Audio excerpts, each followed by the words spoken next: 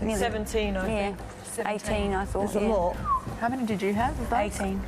I thought 8 plus 10 more. Right. There you go, that'll make the right number then. Yeah.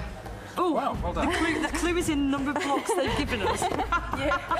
God, we're a bit slow, aren't This we? I just put there. Where does No, both of them stand behind. All right. Well, if you want to go to your position and think now about something quite critical. You've gathered all this information. You're going to be fighting the Battle of Leuctra, originally fought in 371 BC. And here you are in the 21st century, a team of netball players called Filth. What are you going to do?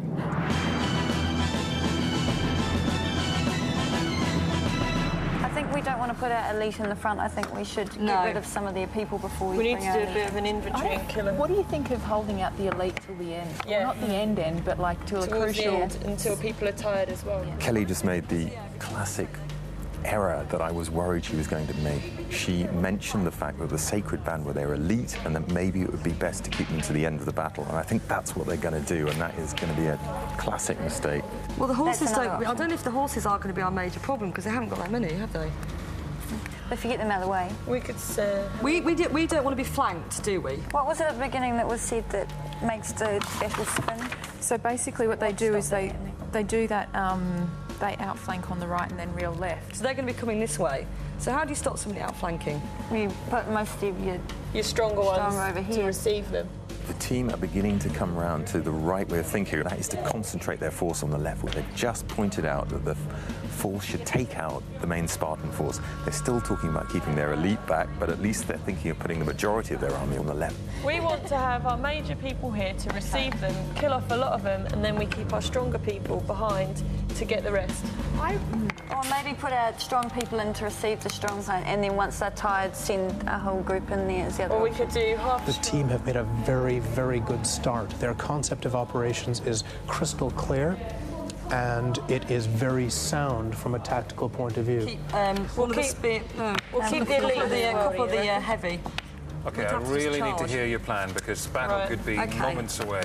We're expecting them to try and outflank us on the right. right. So we're going to top heavy this side with our spear people and a couple of horses here. We're going to keep back one of the generals, keep back one of the horses, keep back some of the troops and the elite squad. Anita's tactically sound plan was to put the Sacred Band right at the front to deal with the elite Spartan attack. But she's been ignored. It seems the generals have different plans. All right, the time has come, after all that preparation, all that intelligence gathering, for you to deploy your troops.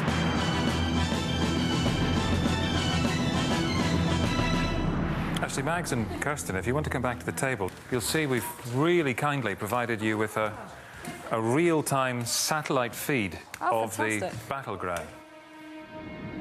The netball team's plan is to face the strongest element of the Spartan army with some of their strongest troops. They've deployed all their force to face them in order to execute this. Their high-risk strategy is to ignore the large numbers of weaker Spartan allies on their right, in the hope that if they defeat Sparta's finest men, the allies won't stay to fight on their own. There is, however, a key weakness in their plan. As we were worried all along, they're keeping the Sacred Band back in reserve because they know they're elite, but they're totally misunderstanding the use of this force, which is fighting in the front rank as the shock force. They talked about keeping it back, then they talked about putting it forward with the left side, and now, unfortunately, they've taken the hesitant decision to actually keep them in reserve, and I think it's a mistake. The two sides have drawn up to face each other. Between them, the sun-baked expanse of the Boeotian plain. The troops are ready for battle, but are the commanders? I want to check with the lieutenants. I think they should come up. Do you know what the plan is? Sort of. Vaguely. You don't, do you? We do. We know that we keep it strong at one end. We're keeping it strong on the left-hand side there, right. And as I understand it, you're going to wait for them to attack. That's the understanding I have. Yeah. We're defending, I feel. But, hey... Are we waiting? We're defending until we sort of have a rough idea what we're doing, and then we're going to be attacking. In choosing to wait for a Spartan attack, The team immediately hands Cleombrotus, the Spartan king, the initiative.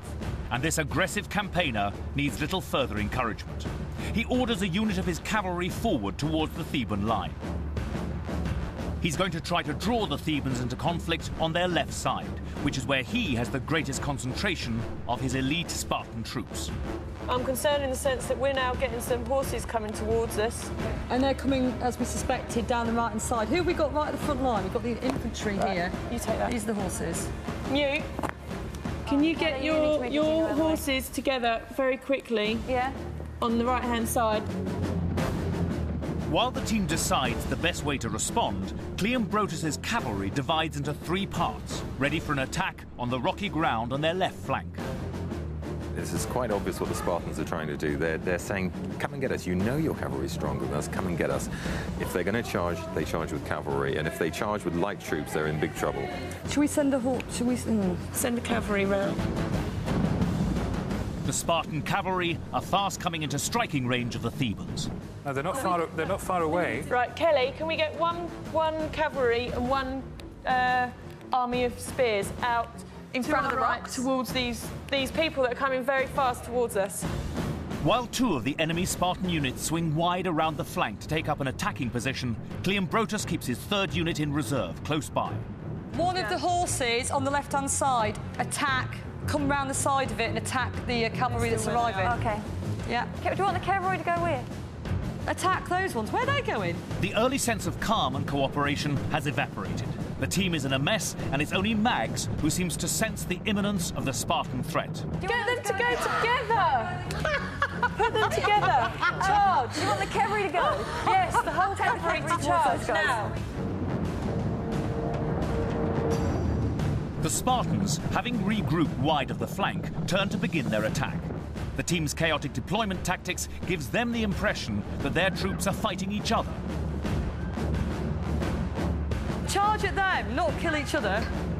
As Anita finally gets control of her panicky cavalry, the Spartan attack begins.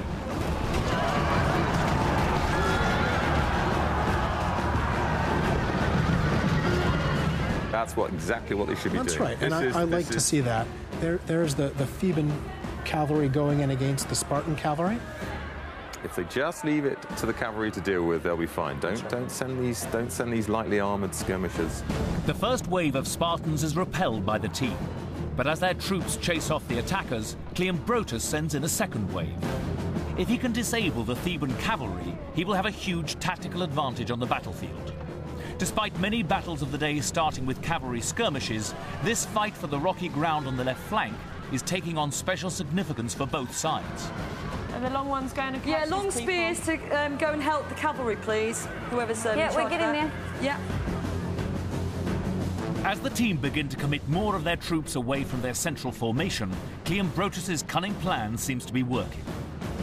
Oh my goodness. The team is drawing off some of their concentration. They're frittering away some of their concentration of combat power. They're letting their left flank go wandering off to get involved in a completely irrelevant combat of light forces. Oh, for God's sake, don't do that. The team's Theban hoplites rush to the aid of their comrades. But for the team, this might prove to be an extremely costly act of bravery. Despite the fact that their horsemen are better, the team just can't seem to establish an advantage in this vital early encounter. With a unit still in reserve, King Cleombrotus senses an early success. Losing this cavalry encounter would spell disaster for the team, leaving their left flank fatally exposed. Can we have the other to attack that other set? And the team are losing. Cleombrotus is suffering heavy Spartan losses, but he's weakening the Theban flank. With so many of the team's cavalry scattered, Cleombrotus sends in his 3rd and final wave.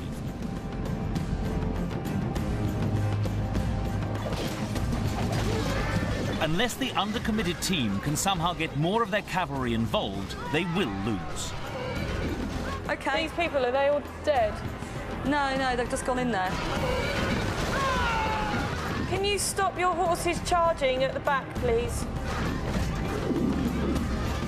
As the team try to regain control of their disoriented cavalry, the Spartans make easy work of the lightly armed skirmishers sent to confront them. Can we move our other horses to engage the second lot of horses to engage the other horses? Yep. Kirsten now decides to commit the